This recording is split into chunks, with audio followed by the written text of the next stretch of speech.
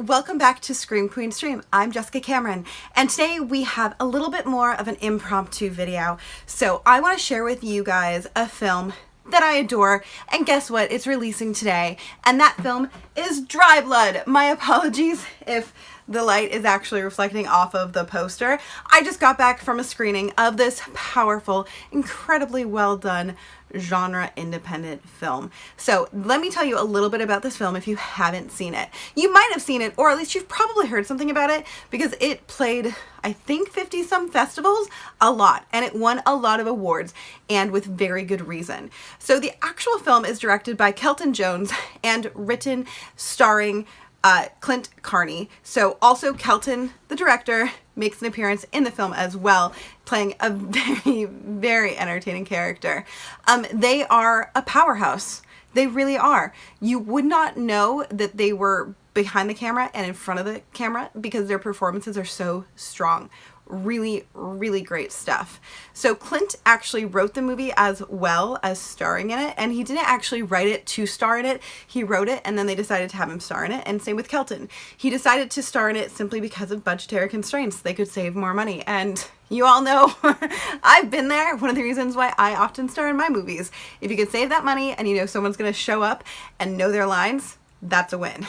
Now, let's get to the story. The storyline itself is pretty simple in context.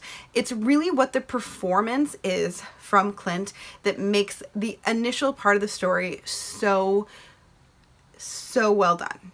And that is, it's a man struggling with addiction who's going to a cabin to get away from them and hopefully kick his addiction, right? We've all seen stories and films with that kind of starting off point. But from there, a string of incidents happen, and it's a really powerful ride that you get taken on with a really gory, bloody ending, which I really loved. Many people were shouting in their seats. People were reacting both positively and negatively to some of the gore and the more gruesome scenes. And I think it was just a really, really great film to watch with an audience. Now, I have some of the Q&A that the director and producer did. I want to give you the warning, it's not great quality video.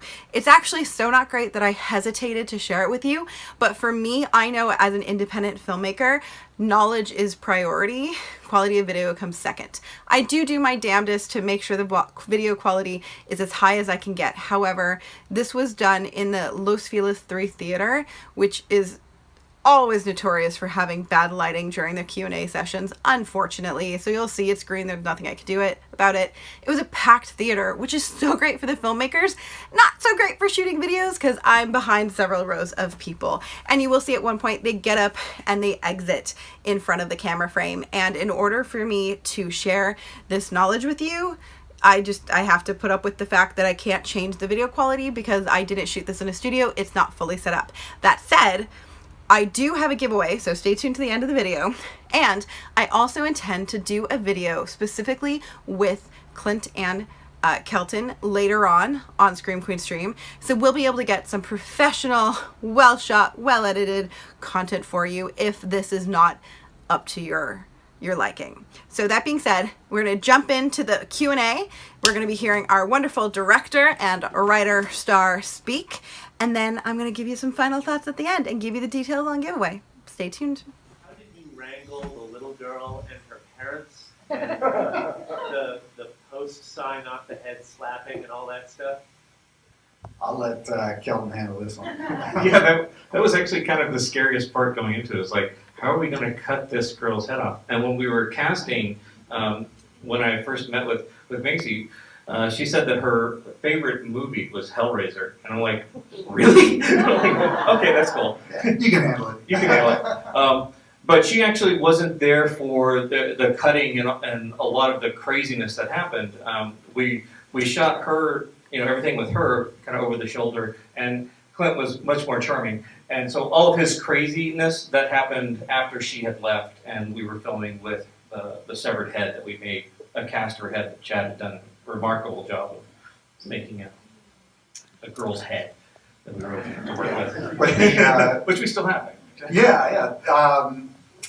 As far as the head pat and all that stuff at the end. So after the scripted scene ended, Kelton never called cut, so I just kept going, and eventually I just made the decision to stand up and walk away, and that's how the scene ended. Yeah, we just kept filming because like the sort of mania that comes in later, like that was sort of organically happened in the moment, and it was sort of I'm just gonna let her roll, see what he does, and we did that, and it was funny because Graham, our DP, was like, him and I were like, yes, oh, that was awesome, that was amazing, and then we look over at our wives.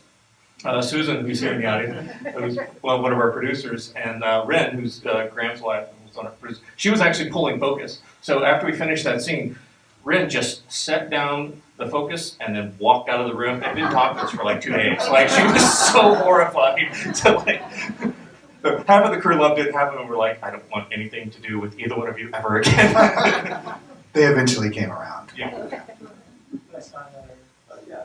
Hey, Glenn, what did you do to prepare for the role? A lot of drugs. Yeah, just tons of cocaine and heroin, some LSD. No, I think that the biggest thing in preparation for the role, for the record, I've never done any of those things. I have family in the audience, so I feel like I have to say that, but it is also true. I think we're just writing the script was the biggest preparation for the role. I wrote it, when I read, I tried to get into the heads of the characters and try to understand their motivations, and hopefully that informs me and allows me to write what I hope will be more believable dialogue. So I tried to do that in the writing process, but I had no idea that I was going to be in this movie whatsoever. But once Kelton asked me and we ended up that being the way to go, I'm glad that I wrote the script because I had all that preparation just getting into the head of the character just through writing it. Yeah, there was some really interesting conversation. This actually came up at another Q&A that we did about mental health. And one of the things that we talked about, because we talked about like what drugs he was going to be on and how we were going to shoot that and show those. And we kind of made the decision that it wasn't really important what the drug was. And in the same way that it wasn't really important what his diagnosis was from a mental health point of view, because really this isn't meant to be about mental health or drug abuse, because that's not what drives Brian to do what he does. It's his failure to take responsibility for his own actions. So his mental health issues that he has are largely self-created by his failure to look at who he really is as a person. And I think that that's sort of an important thing to make, because a lot of times in horror films especially, you see people with mental health as being the villains and being the crazy person, whatever. And the reality is that most people with mental health issues are dangerous to themselves, but not really to other people. Questions? Okay. Hi. Really, really love the movie. Thank you. My question is, was there anything that was originally in the script that didn't make it to the movie because it just ended up being too much gore? There were things in the script that didn't make it into the film, but it wasn't gore related. We managed to squeeze every bit of gore in there. But the scene where Brian pops all the pills and has the hallucination, that was actually quite a different scene scripted, but then Kelton and Graham got together and came up with some really awesome in-camera effects to do, and we did a test run of that, and it just looked so cool. We just scrapped the way it was written and just did it all with in-camera effects. Which I love that, actually. I love that scene. Well, the Graham, the DP is Todd. Oh yeah, Yeah. And Ren, his wife, plays Megan. yeah. It was an interesting thing with him. My son Declan, actually, who's here, he worked on the film. He did sound for us, and he also did every time you see like a closet door moving or something rattling, like that's him. He's in the tarp underneath the Professional ghost. Yeah, he's a professional ghost. He's our mechanical effects guy. It was actually pretty amazing during the scene. Like when we did the scene where I get my jaw shut up, he was actually rolling sound on that. And I didn't see it, but Susan was telling me afterwards that like after that scene, she looked over and he just like had tears in his eyes because he's just like, oh my god, I just watched my dad die. Like it was really, really horrific. So, and actually when we did that scene, one of the blood tubes was pointing this way, which looked great when I was sitting up. But once I laid down, and we did the blood spurt. It went right up my nose, and so actually during that scene, I was actually choking on all of the fake blood that had gone into my lungs, and I was like coughing that up, and that's the blood that ends up on Clint's face. Worth it. I'm like, don't hesitate, don't die. Hey, you lived. Any more questions? First of all, great job, guys. I really dug it. Thanks It a was lot. properly fucked up, and I didn't know where it was going, so it's a good thing. But kind of piggybacking on the other guy's question, I was wondering what if there was any kind of level of authenticity to the main character, like if he was based on any kind of personal experience, maybe not firsthand but secondhand, or did you know anybody that's been through stuff like that? Because it struck me. Yeah, certainly. I think once you reach a certain age in life, you know all kinds of people, and you get to see friends and people you love going through all kinds of difficulties, be it with mental health or addiction and things like that. So yeah, certainly I've been around things like that, and it informed the writing and certainly the performance as well. Sure. Yeah, Jamie as well. She's had personal experiences with dear friends of hers going through that and being in that position of trying to help somebody through their addiction and through withdrawal. So like it was something that we'd all been very familiar with in our lives with relatives or friends or with other people. So it was something that was pretty close to us. But it was also that's one of the reasons personally too that was important that we didn't make him out to be like he's a bad guy because he's a drug addict. No, he's a bad guy because he's an asshole. He just happens to use drugs as an excuse. Any more questions? Just curious, kind of two questions. One, what determined the location, the cabin location, and what kind of process to go through there? And two, Clint, if you come to terms that no one will ever invite you to camping again. It was free. Not twice, they won't. The cabin. I mean, this was an independent film. If you saw the credits, you may have counted there were 12 people total in this movie, including cast and crew. So it was it's a low budget affair, but we made the most of it. And as I was developing the story, I was having lunch with my brother Travis, who is somewhere in this audience. Where is he? There he is. And he stupidly volunteered to let me use his house. He's like, oh, you have to make it. You can film it at my place. And then it's like, oh, fuck yeah.